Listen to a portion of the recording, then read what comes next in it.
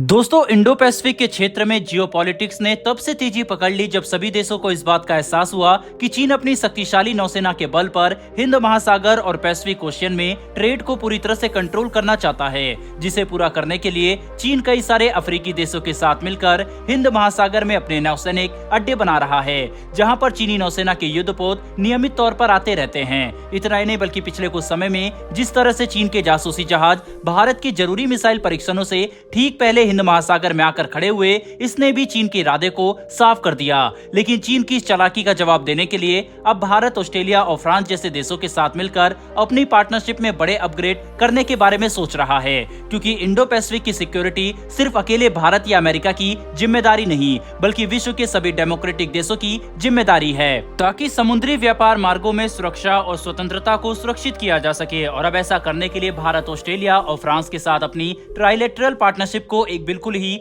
नए लेवल पर ले जाने वाले हैं, जिसके बाद हिंद महासागर में सिक्योरिटी को लेकर ये तीनों देश साथ मिलकर काम कर सकेंगे। दरअसल दोस्तों, लाइव मिंट की तरफ से निकल कर आए लेटेस्ट आर्टिकल में इस बात का खुलासा हुआ है कि भारत, फ्रांस और ऑस्ट्रेलिया के साथ अपनी पार्टनरशिप को फॉरेन मिनिस्टर लेवल से ऊपर ले जाना चाहते हैं, जिसके तहत अब ये तीनों देश अपने ट्राइलेटरल फ्रेमवर्क को लीडर लेवल तक ले जाने के लिए बात कर रहे हैं, जिसमें भारत, फ्रांस और ऑस्ट्रेलिया के मात्र फॉरेन मिनिस्टर ही नहीं बल्कि राष्ट्रपति और प्रधानमंत्री साथ मिलकर काम करेंगे, जो किसी भी देश के बीच साझेदारी का सबसे ऊंचा स्तर होता है। और सबसे अच्छी बात तो यह है कि ये ऊंचाई तीनों देश सिर्फ 2 साल के अंदर ही हासिल कर सकते हैं। भारत, फ्रांस और ऑस्ट्रेलिया के बीच पहली फॉरेन मिनिस्टर लेवल की ट्राइलेटरल मीटिंग मई 2021 में न्यूयॉर्क में G7 मीटिंग की साइडलाइन में की गई थी, जिसमें तीनों ही देशों ने मैरीटाइम सिक्योरिटी, ह्यूमैनिटेरियन एड और ट्रेड से जुड़े मुद्दों को डिस्कस किया था। साथ ही इंडो पैसिफिक के क्षेत्र में चीन की बढ़ती ताकत को देखते हुए ये मीटिंग और भी ज्यादा महत्वपूर्ण बन गई थी, क्योंकि इसे G7 की साइडलाइन में किया गया था। ऐसे में अब इस मीटिंग का फॉरेन मिनिस्टर की लेवल से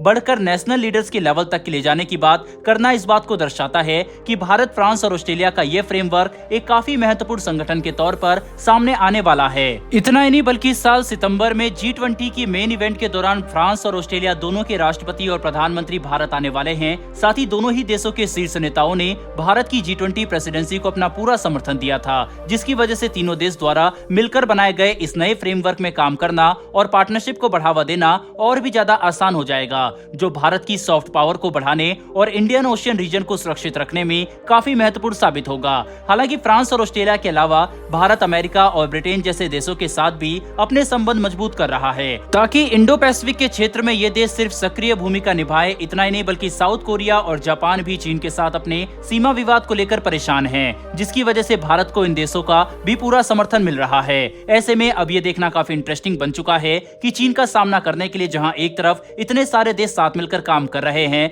वहीं पर दूसरी तरफ चीन अपनी पॉलिसी में किस तरह के बदलाव लाता है, ताकि वह भारत और अमेरिका जैसे देशों का सामना कर सके। बहरहाल बढ़ते हमारी दूसरी खबर की तरफ। तो दोस्तों, ये खबर ऑस्ट्रेलिया, ब्रिटेन और अमेरिका के नए फ्रेमवर्क ऑकस को लेकर है, जिसमें न्यूक्लियर सबमरीन डील के मुद्दे पर अब भारत को एक बड़ा झटका लगा है, क्योंकि जहां एक तरफ भारत पश्चिमी देशों की तरफ से ऑस्ट्रेलिया को न्यूक्लियर अटैक सबमरीन प्रोवाइड करने के प्लान को अपना पूरा समर्थन दे रहा था, वहीं पर दूसरी तरफ इन देशों ने इसी मुद्दे पर भारत का साथ छोड़ दिया है, जिसके तहत अब ये बात साफ की जा चुकी है कि ऑकस फ्रेमवर्क के तहत भारत के लिए एक सिमिलर न्यूक्लियर सबमरीन डील की कोई भी गुंजाइश नहीं है, क्योंकि जिस तरह से अमेरिका ऑस्ट्रेलिया को न्यूक्लियर सबमरीन देने के लिए तैयार हुआ, भारत में भी इस बात के कयास लगाए जा रहे थे कि हो सकता है कि भविष्य में अमेरिका और ब्रिटेन भारत को भी इस तरह के न्यूक्लियर सबमरीन प्रोवाइड करें, जिसमें न्यूक्लियर रिएक्टर की टेक्नोलॉजी भी शामिल हो। लेकिन अब ये बात पूरी तरह से साफ हो चुकी है कि ऑकस के तहत ऑस्ट्रेलिया को मिलने वाले न्यूक्लियर सबमरीन सिर्फ ऑस्ट्रेलिया के लिए ही होंगे और इसमें किसी चौथे देश का कोई भी उपस्थिति नहीं होगी। हालांकि इस फ्रेमवर्क के तहत सबमरीन टेक्नोलॉजी में